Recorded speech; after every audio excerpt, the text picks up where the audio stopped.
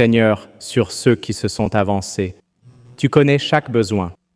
Tu connais les fardeaux sur chaque cœur et nous te prions de répondre selon ta volonté parfaite.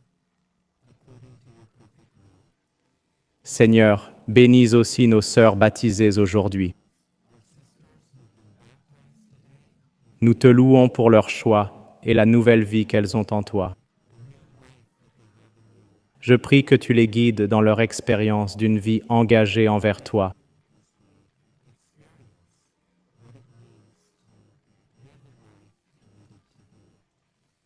Père céleste, utilise-nous à ton service.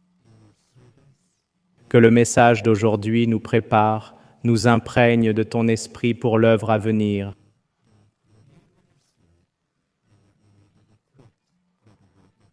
Nous demandons ces grâces au précieux nom de Jésus. Amen.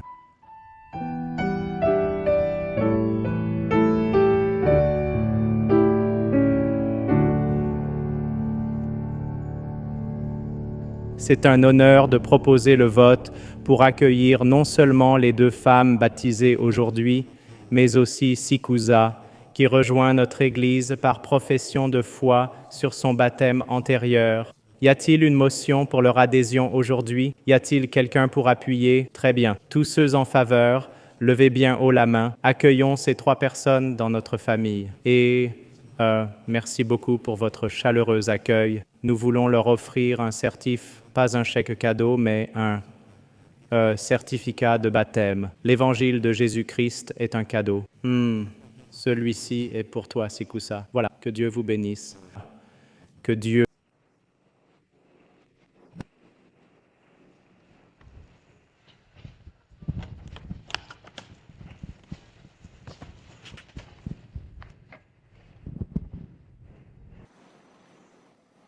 Amen.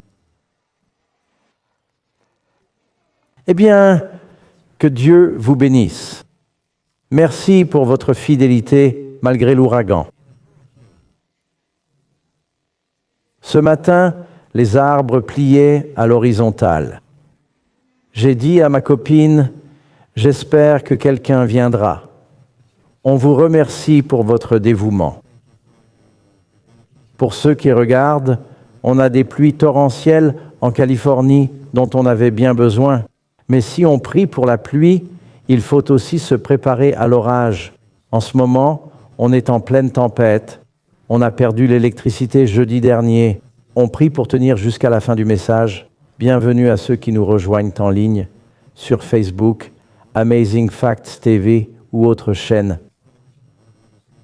On est ravis que vous soyez là. Si vous passez vers Sacramento, Granite Bay est tout près. Venez nous voir, on est un groupe sympa et on a hâte de vous voir. Aujourd'hui, on continue avec la 2e partie sur les 10 vierges et le retour du Christ. C'est toujours bien de faire un petit rappel, même pour ceux présents la semaine dernière ou ceux qui ont manqué la première partie. Le message se base sur la parabole qu'on trouve une seule fois dans la Bible, dans l'évangile de Matthieu, chapitre 25. Si vous avez vos Bibles, ouvrez avec moi Matthieu, chapitre 25, verset 1. Vous avez sûrement déjà entendu parler du somnambulisme. Son terme technique est somnambulisme. Somnambulisme. Ce n'est pas très courant chez les adultes. C'est plus fréquent chez les enfants. Ils se lèvent la nuit, bougent, font des trucs bizarres sans s'en souvenir le matin.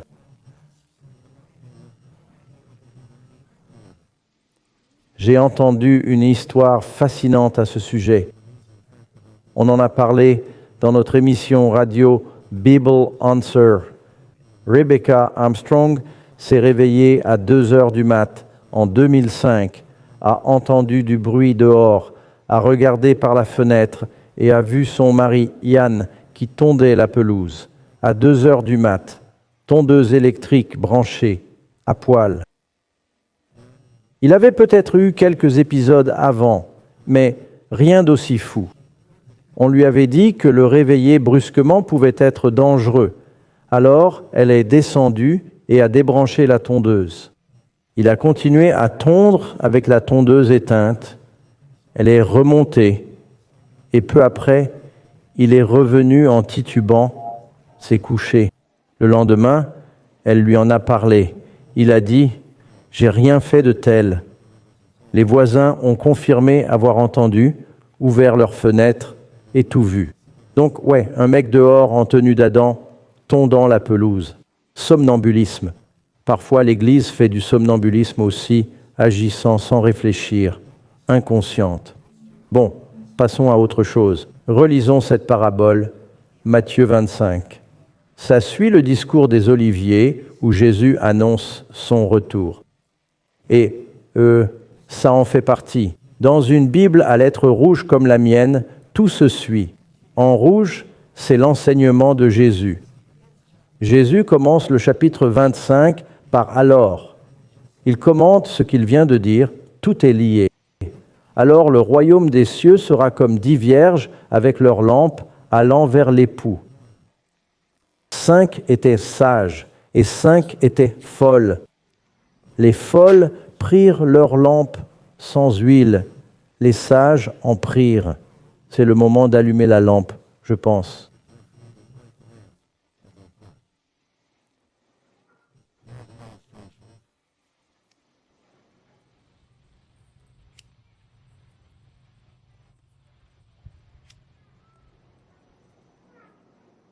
Voilà une illustration.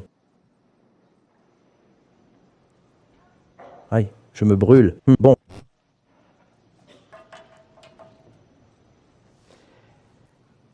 Et il dit que les sages ont pris de l'huile dans leurs vases avec leurs lampes. Mais pendant que l'époux tardait, elles s'assoupirent toutes et s'endormirent. À minuit, un cri retentit « Voici l'époux qui arrive, sortez à sa rencontre !» Alors, toutes ces vierges se levèrent et préparèrent leurs lampes.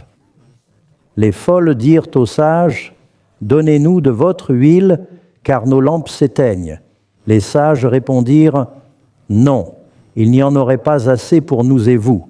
Allez plutôt chez les vendeurs et achetez-en. » Pendant qu'elles allaient en acheter, l'époux arriva. Celles qui étaient prêtes entrèrent avec lui dans la salle des noces et la porte fut fermée. Après, les autres vierges vinrent et dirent « Seigneur, ouvre-nous !» Il répondit « Je ne vous connais pas. Veillez donc, car vous ignorez le jour et l'heure où le Fils de l'homme viendra. » Veillez. Parabole des 10 vierges.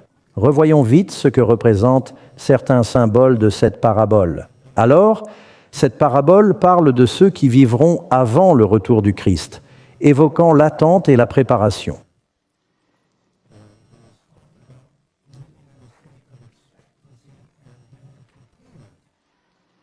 En apparence, les vierges semblent agir de la même manière. Toutes, en tenue de noces, lampe en main, elles s'intéressent aux mariés, symbolisant leur préparation pour les noces.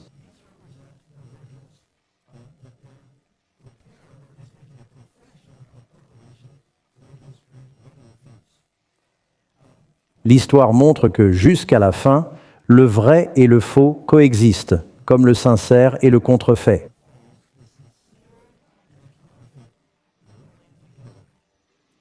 La Bible parle du blé et de l'ivraie. Parfois, en les séparant trop tôt, on risque d'arracher le bon blé. Jésus a dit « Ils resteront ensemble jusqu'à la fin ». Vous verrez donc de vrais et faux hypocrites et des chrétiens authentiques mélangés jusqu'à la fin. Il y a un bref moment de séparation quand ils vont acheter de l'huile et les 5 fidèles entrent au festin, mais sinon, ils sont ensemble jusqu'à la fin. C'est comme Jésus l'a dit, 2 femmes au moulin, l'une est prise, l'autre laissée. Le vrai et le faux faisant la même chose en apparence, donc on veut s'assurer d'avoir la différence intérieure. Et pour les chiffres 5 et 10, on a dit que dans la tradition hébraïque, il fallait au moins 10 personnes pour qu'un mariage soit considéré comme officiel. Il fallait avoir au moins ce nombre de personnes pour en témoigner. Joseph dit qu'il fallait 10 personnes dans une communauté juive pour célébrer la Pâque. Je ne sais pas si c'est exactement ce que signifie le chiffre 10. Les 10 commandements peuvent avoir plusieurs sens. Et les 5 ? 5 dans la Bible symbolisent souvent la parole de Dieu, le Pentateuque. Dans la parabole du riche et de Lazare, le riche dit « J'ai 5 frères ». Le chiffre 5 apparaît 45 fois dans le Nouveau Testament. Bref, n'accordons pas trop d'importance aux chiffres. Ça indique simplement une division. En apparence, ils font la même chose et sont divisés également. Les vierges représentent ceux qui professent croire en Christ. Ce serait l'Église. Elles ont des lampes, la bonne lampe, peut-être la bonne théologie, mais quelque chose cloche. Et qui serait l'époux ? Ce serait le Christ. Voici quelques versets. 2 Corinthiens 11, 2. « Je vous ai fiancé à un seul époux pour vous présenter à Christ comme une vierge pure. » Apocalypse 21, 9. Un ange dit « Viens, je te montrerai l'épouse de l'agneau. » Éphésiens 5. Marie, aimez vos femmes comme Christ aime l'Église. Donc l'époux, l'épouse et les vierges. On sait ce que ça représente. La lampe est la parole de Dieu. Savez-vous comment dire lampe en grec ? Lampas. Combien d'entre vous peuvent dire lampa ? Vous pouvez maintenant dire que je lis la Bible en grec, du moins en partie. Le mot lampa signifie simplement la parole de Dieu. Psaume 119, 105. Ta parole est une lampe à mes pieds. Psaume 119, 130. Tes paroles illuminent. Ces vierges ont des Bibles et de l'huile. Vous savez que l'huile peut être donnée en différentes quantités. Qu'est-ce que l'huile ? Le Saint-Esprit. Je m'avance, mais c'est bien le Saint-Esprit. 1 Samuel 16, 13. Samuel prit l'huile, oignit David devant ses frères, et l'Esprit du Seigneur vint sur lui dès ce jour. Jésus fut oint du Saint-Esprit à son baptême. Il oignait le prêtre, symbole de consécration et de don de l'Esprit pour une œuvre. Zacharie parle d'Olivier, alimentant la lampe du temple en huile par des conduits. Il y avait donc une huile d'olive pure utilisée dans le sanctuaire. Cela symbolise le Saint-Esprit. Ils attendent le marié, ce qui se passe généralement la nuit. En attendant, ça prend plus de temps que prévu. Il y a donc un retard apparent. J'ai fait une étude biblique en ligne hier soir avec la Chine. J'étais sur Zoom et c'était diffusé sur Internet et Zoom. Ils ont dit qu'il y avait 270 000 personnes à l'écoute. Waouh, pour l'étude biblique. Amen. C'était incroyable. Il a pris une capture d'écran que tous ont partagée entre eux. C'était merveilleux. J'ai aussi parlé des signes du retour imminent du Christ. Un signe que Jésus revient bientôt est le temps de retard apparent dans Matthieu 24 et 25. Amen. C'est en réalité une période d'épreuve. Les fidèles tiendront jusqu'au bout. Quand Moïse tarda à descendre, ils furent éprouvés. Quand Saül vit Samuel tarder, il fut éprouvé. La Bible dit qu'il y aura un temps d'épreuve où on pensera « il aurait dû venir ». 2 Pierre 3 dit « Des moqueurs viendront, suivant leurs désirs, disant « Où est sa venue promise ?» Depuis que les pères dorment, tout reste pareil. Il ne vient pas. Ces moqueurs viennent de l'Église, pas du monde. Le monde a toujours moqué. À la fin, même des croyants perdront foi en l'avènement durant cette épreuve. Ils ont perdu foi en la parole sûre de Dieu. Ce qui m'amène au point suivant. Il s'agit de la doctrine de l'attente.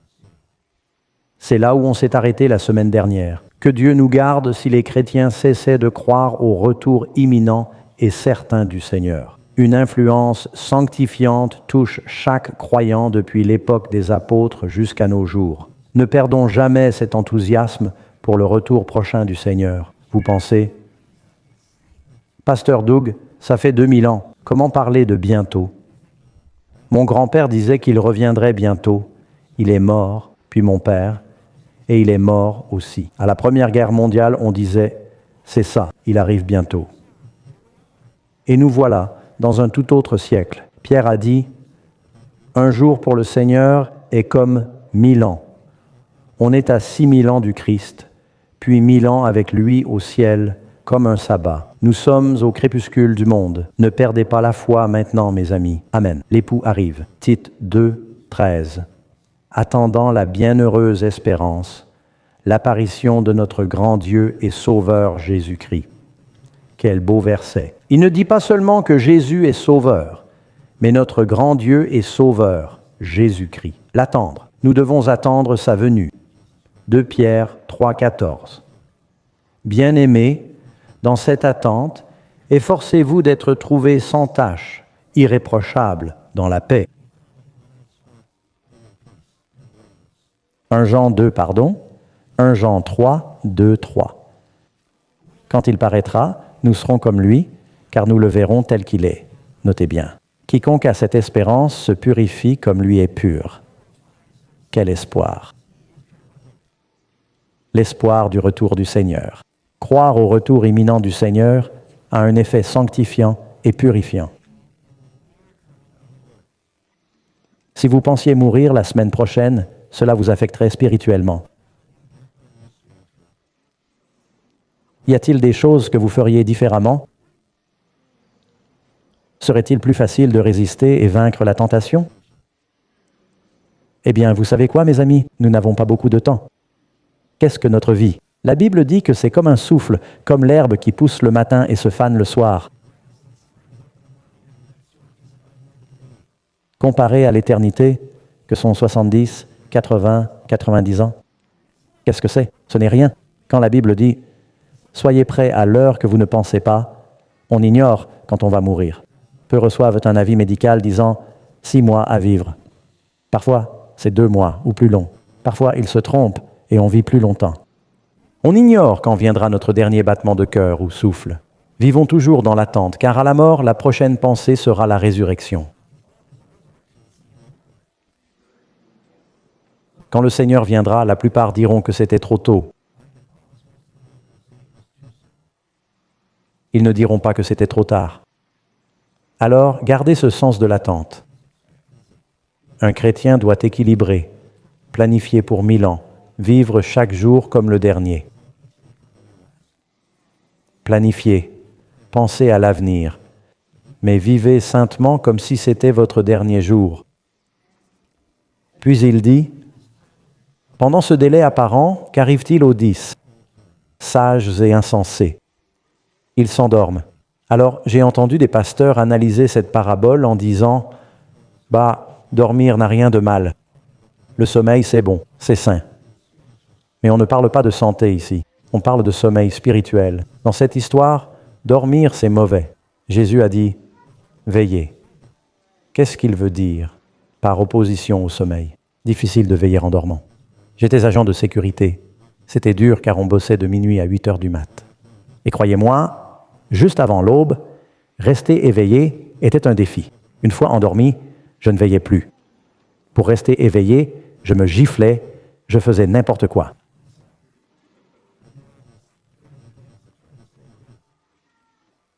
Ils dormaient tous. Jésus dit, dans Matthieu 25, « Veillez donc ». Matthieu 26, 41. Veillez et priez.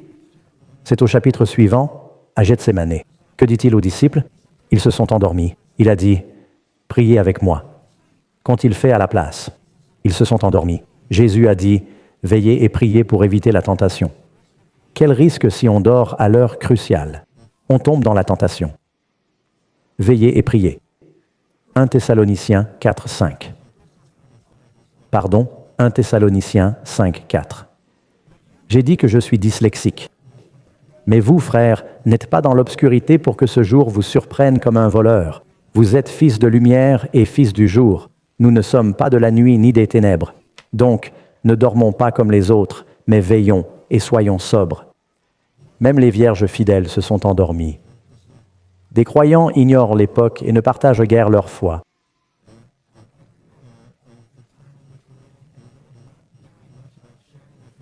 Ils dorment pendant que nos chances de partager la bonne nouvelle s'envolent. Marc 13. Lu pendant la lecture biblique. Veillez donc, car vous ignorez quand le Maître reviendra, le soir, à minuit, au chant du coq, ou le matin. Peu importe l'heure du jour ou de la nuit, veillez. De peur qu'en arrivant soudain, il ne vous trouve en train de... Quoi ? Dormir. Une façon de résumer le sermon serait « Réveillez-vous ». Ce serait très simple, on doit se réveiller. J'entends souvent les gens dire « Regardez tout ce qui se passe dans le monde, le Seigneur revient sûrement bientôt ». Ils se réveillent, puis se rendorment aussitôt. Ils s'éveillent un instant pour dire « La fin est proche ». Vous savez, j'ai du mal à dormir parfois. Si je me réveille la nuit, je prie pour me rendormir, sinon je suis fatigué le lendemain. Mais ici, c'est tout le contraire. On prie pour se réveiller et rester éveillé. Amen, n'est-ce pas? Luc 9, 32. Jésus est sur le mont de la Transfiguration. Dieu le Père parle à Élie et Moïse. Il est dit, Pierre et ses compagnons, Pierre, Jacques et Jean, étaient accablés de sommeil. Quand ils furent bien réveillés, ils virent sa gloire. Vous pouvez souligner ça dans votre Bible si vous voulez. Je vous le répète. Luc 9, 32. Quand ils furent bien réveillés, ils virent sa gloire. Certains ont manqué la gloire de Dieu car ils dormaient. La gloire de Dieu a-t-elle changé depuis hier? Le problème n'est pas la gloire de Dieu, c'est qu'on dort et qu'on n'en est pas conscient. Ésaïe 56, 10. Ces gardiens sont aveugles, tous ignorants, ce sont des chiens muets.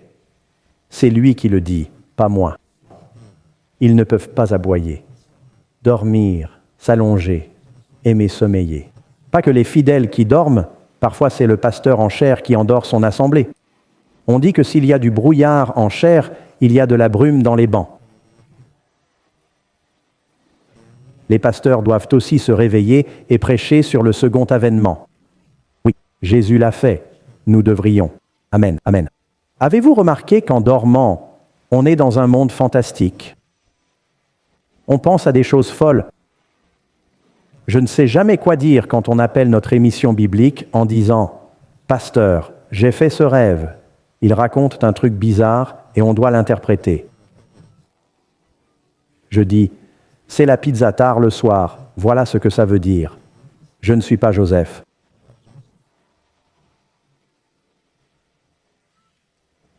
Quand on dort, parfois je fais une sieste le jour. J'essaie chaque jour. Je m'allonge quelques minutes.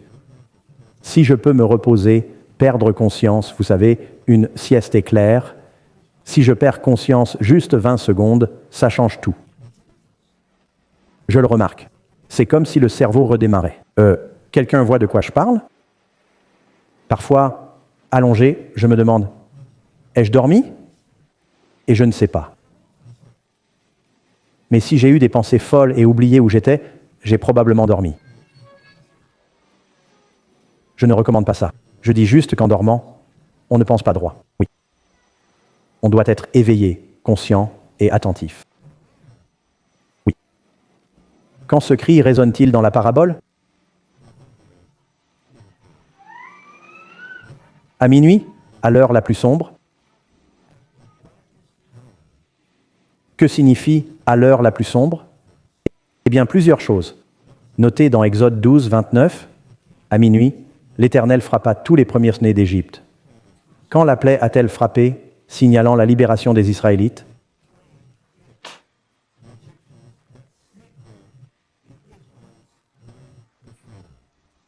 À minuit. Que signifie ce cri « Voici l'époux qui vient » ? On va être délivré d'Égypte. Amen, amen. Le Seigneur va nous sortir de cette terre d'esclavage. Voyez, Juge 16, 3. Samson resta couché jusqu'à minuit. Il se leva, saisit les battants de la porte et les poteaux, les arracha avec la barre, les mit sur ses épaules. Il a vaincu les portes ennemies. Quand? À minuit. Minuit. Acte 16, 25. Vers minuit, Paul et Silas priaient et chantaient. Ils étaient en prison. Ils priaient, louaient Dieu. Les prisonniers écoutaient. On remarque, quand on témoigne dans l'épreuve, soudain, un grand séisme ébranla les fondations de la prison. Y aura-t-il un tel séisme au retour de Jésus? Les fondations tremblèrent, toutes les portes s'ouvrirent et les chaînes de tous se délièrent. Une grande libération et le salut du peuple de Dieu surviendront à ce moment-là. Ils seront délivrés de leur prison et de leur captivité à minuit, quand les portes s'ouvriront. Minuit symbolise cette délivrance, mais aussi l'état spirituel du monde lors du retour de Jésus. Quel est-il?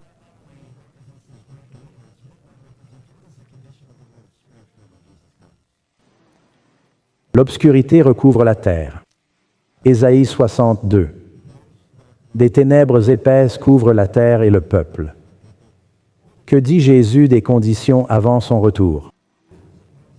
Comme au temps de Noé, où les pensées des hommes n'étaient que mal et la violence régnait. Jésus dit, comme au jour de l'eau. Je ne sais pas à quel point ça peut ressembler davantage au jour de l'eau. Ça pourrait encore empirer. J'espère que non. Mais je pense qu'on voit ces choses se réaliser, mes amis. Ténèbres spirituelles et morales à minuit. C'est aussi minuit spirituellement pour l'Église, la bête exigeant qu'on adore son image.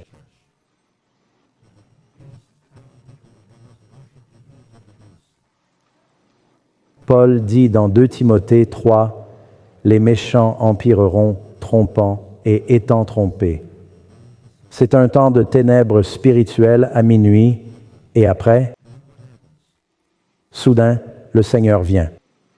Soudain, un cri retentit. À minuit, on entendit « Voici, l'époux arrive. » Sortez à sa rencontre. Je me souviens d'un camp d'été où on se faisait des blagues. Une fois, j'ai été victime d'une farce. Ils ont pris un seau de 5 gallons, pas plein, mais avec 2,5 gallons d'eau glacée et me l'ont jeté dessus le matin. Quand j'ai sauté, ils m'ont pris en photo. C'était la nuit et je n'ai pas vu qui l'a fait car le flash m'a aveuglé.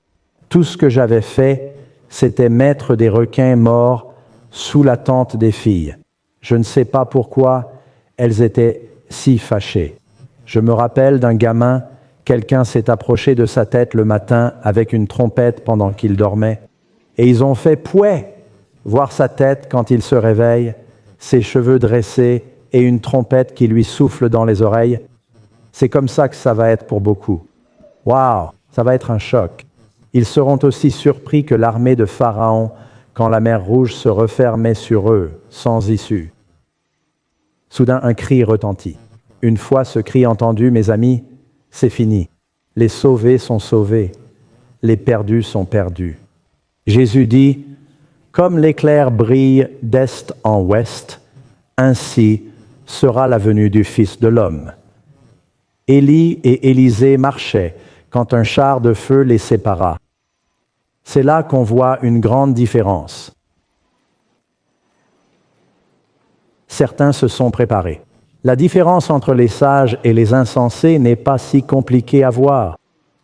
Ils sont pareils, sauf que les sages ont une réserve d'huile pour leurs lampes. Les insensés, non. Vous voyez, je les ai allumés en même temps. La bougie fine était plus haute que la grosse. La bougie fine brûle plus vite. Même mèche, même cire, laquelle brûlera le plus longtemps, selon vous?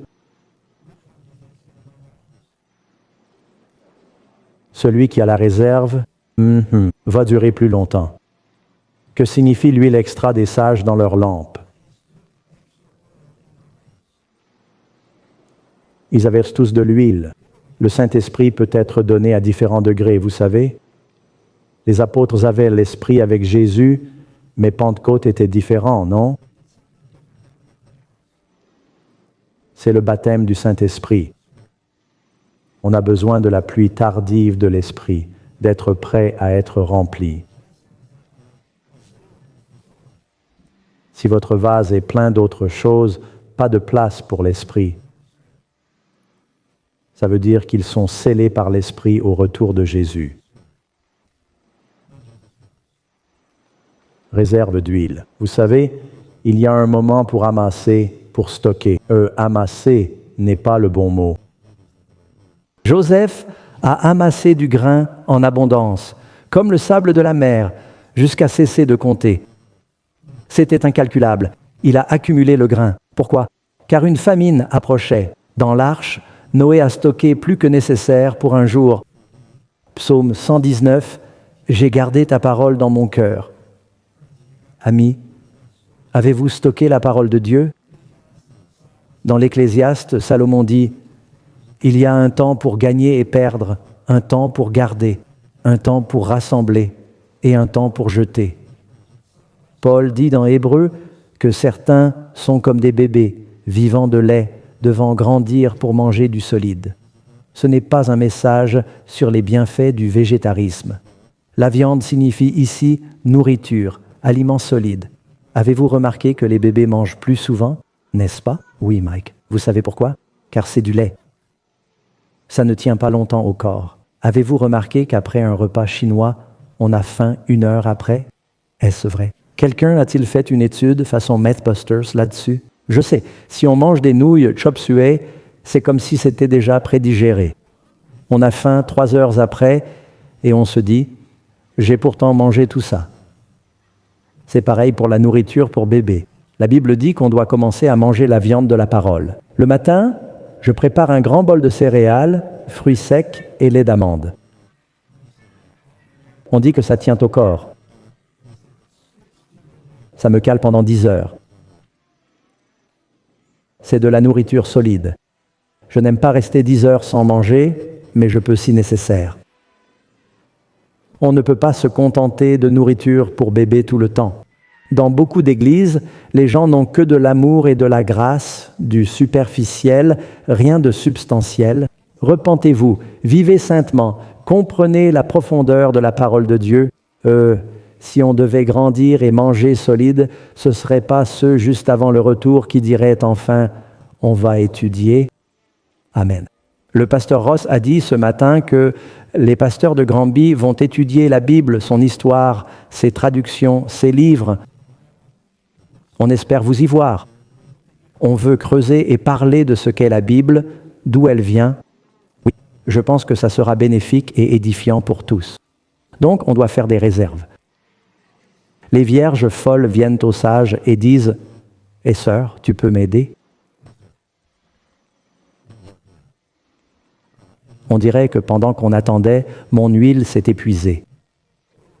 J'ai voulu couper la mèche, mais elle brûlait sans arrêt car il n'y avait plus d'huile.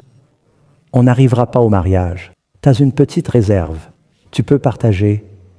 Et quelle est la réponse? Ces vierges sauvées sont-elles égoïstes? L'huile est quelque chose que chacun doit chercher et obtenir par soi-même. Certains viennent à l'Église en pensant pouvoir se faufiler grâce à leur relation avec d'autres. Chacun doit connaître Jésus comme son sauveur personnel. Vous devez avoir vos propres moments de dévotion avec Dieu. Vous devez avoir votre propre relation personnelle avec Dieu. Personne ne sera sauvé sur la base du salut d'un autre. La Bible dit « Un père ne peut sauver son fils par sa justice, ni un fils son père par la sienne.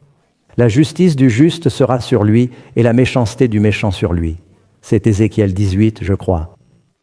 Nous devons tous avoir notre propre relation avec Dieu. Même si Noé, Daniel et Job étaient là, ils ne sauveraient ni fils ni fille. Chacun sera délivré par sa propre justice, obtenue par une relation salvatrice avec Jésus. Amen. Mes amis, nous devons avoir notre propre relation avec le Seigneur. Le caractère, selon les paraboles de Jésus, n'est pas transférable. Personne ne peut croire à la place d'un autre.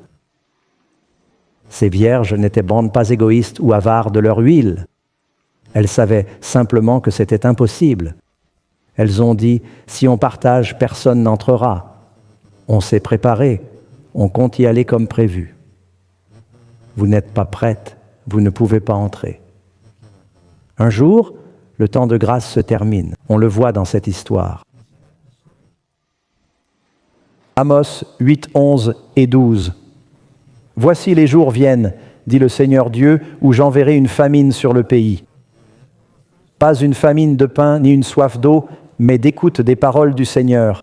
Ils erreront de mer en mer, du nord à l'est, cherchant la parole du Seigneur sans la trouver.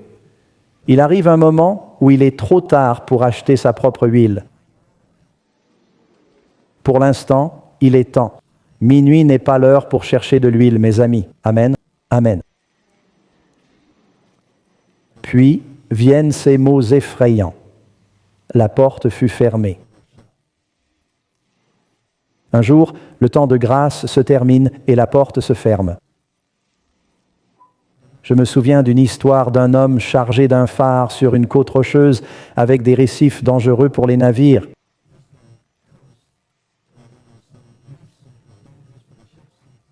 L'État lui fournissait une réserve de pétrole chaque mois. Ils apportaient l'huile à l'île du phare, où il y avait une ville, et lui donnaient sa provision mensuelle. C'était l'époque, je crois, où l'huile de baleine très chère était utilisée. Au fil du mois, des gens venaient « Frère, j'ai plus d'huile pour le poêle ou pour la lampe. J'en ai besoin pour mon atelier, mes outils, juste un peu. » Ils disaient « D'accord », partageaient avec les voisins et recevaient des faveurs en retour.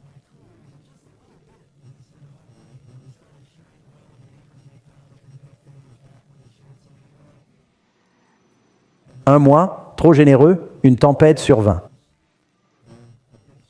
Le phare s'éteignit, les navires s'échouèrent et d'innombrables vies furent perdues. Pendant l'enquête, ils ont demandé au gardien du phare « Que s'est-il passé ?» Il a répondu « J'ai manqué d'huile. » Pourquoi ? Je la donnais. Ça semblait être pour de bonnes causes.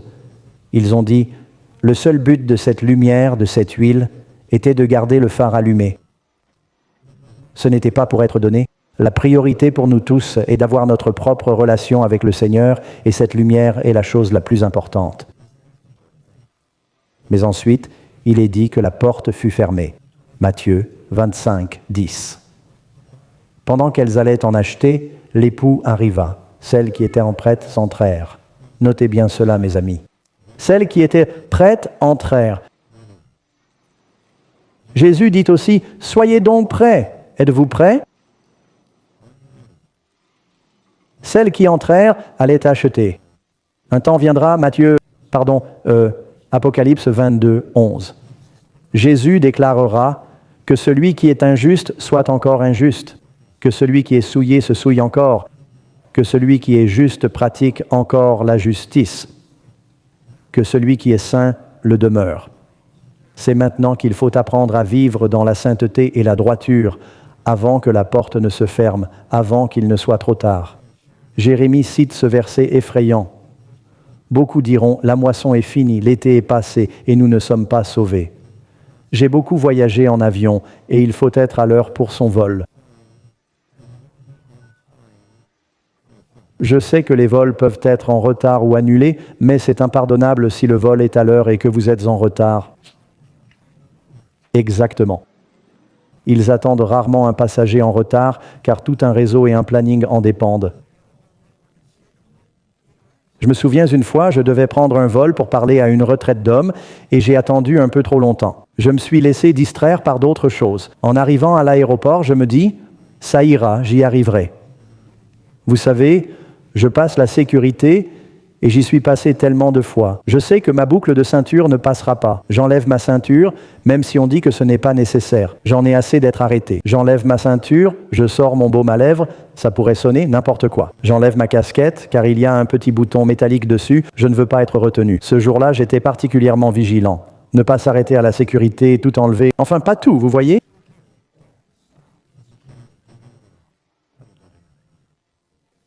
Vous savez ce que je voulais dire. Puis je passe et ça fait bip. Je vais. J'ai dit, mon avion part. Ils ont répondu, monsieur, restez ici s'il vous plaît. Vous êtes commandant à m'a tiré au sort. J'ai dit, pouvez-vous me fouiller maintenant? Ma porte est là. Je voyais ma porte, tout s'embarquait. La porte ouverte, l'hôtesse vérifiait les derniers passagers qui arrivaient au compte-gouttes. Vous voyez, elle contrôlait leurs billets. Je me dis, quand il ferme, pas de pitié. Il dit, attendez, ici. Et j'attends. Je m'impatiente, il manque de personnel ou je ne sais quoi. Et là, je la vois fermer la porte. Oh non, c'est ça. Vous entendez ce gémissement collectif? C'était de l'empathie. J'ai vraiment apprécié votre compassion. Il y eut des pleurs et des grincements de dents. Enfin, il me contrôle. Je cours et je dis, je vois l'avion. C'est juste là. J'ai dit, laissez-moi monter. Elle répond, désolé, ils ont fermé la porte. Et j'ai regardé, vous savez ce que veut dire stand by? Ça veut dire rester là et regarder son avion décoller. J'ai dû prendre un autre vol. J'ai quand même réussi à arriver à La Réunion. J'ai dû faire un long détour, mais c'est terrible quand la porte se ferme. Ça, c'est juste rater un vol. Imaginez la porte fermée et le Seigneur disant « Désolé, je ne vous connais pas ». Savez-vous pourquoi il dit ça? Parce que leurs lumières sont éteintes, ils ne voient pas leur visage. Il n'y a pas d'intrus à ce grand mariage, mes amis. C'est pourquoi nous devons être prêts maintenant. Nous devons avoir une relation avec lui dès maintenant. Il nous faut une réserve du Saint-Esprit, de la parole dans nos cœurs pour ne pas pécher. Prier, apprendre à marcher dans l'Esprit pour être rempli et scellé du Saint-Esprit le moment venu. Il ne suffit pas d'être baptisé dans l'eau. Dieu soit loué pour ses baptêmes, mais la Bible dit que sans naître d'eau et d'esprit, on n'entre pas au royaume des cieux. Et le Seigneur dira, je ne vous connais pas. Et ils sont si sincères. Seigneur, Seigneur, c'est ce qu'ils disent dans Matthieu 7. Seigneur, Seigneur. Il répond, je ne vous connais pas. Ce n'est pas celui qui dit Seigneur, Seigneur, mais celui qui fait la volonté de mon Père. Les 5 vierges sages ont l'Esprit Saint et ses fruits. Amen. Voulez-vous vivre ça? Oui. Moi, je le veux. On va chanter à ce sujet. J'ai trouvé un chant dans le recueil. Vous savez, je prends mon temps pour choisir les cantiques. Je veux qu'ils aient un rapport avec le message. Cette fois, j'ai choisi le 595. C'est un vieux cantique, mais beaucoup ne le connaissent pas. Donc pour vous, c'est un nouveau chant. Nos chefs de chant vont vous guider pour le premier couplet. Si vous le connaissez, joignez-vous à nous. Ensuite, chantez comme si vous le connaissiez pour les 3 derniers couplets. Les paroles correspondent bien à notre sujet. Levons-nous pour chanter le 595, que chaque lampe brille, puis nous prierons.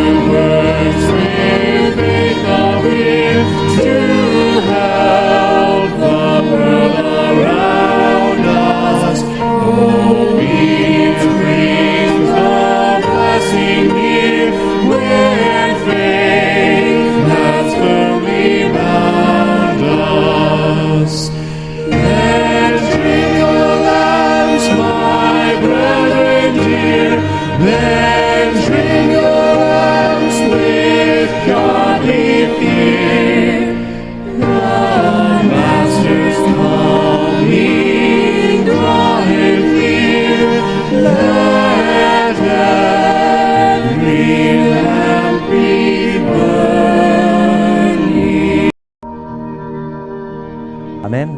Quelle belle chanson. Effie Belden a écrit de beaux cantiques.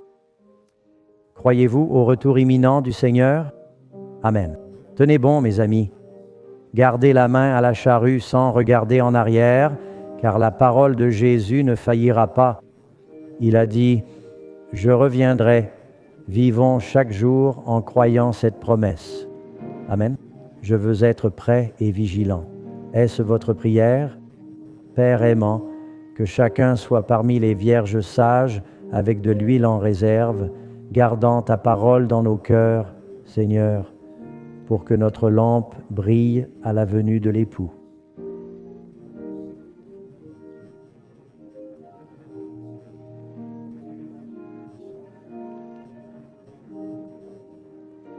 Tu nous as dit d'annoncer au monde le retour de Jésus et de les préparer.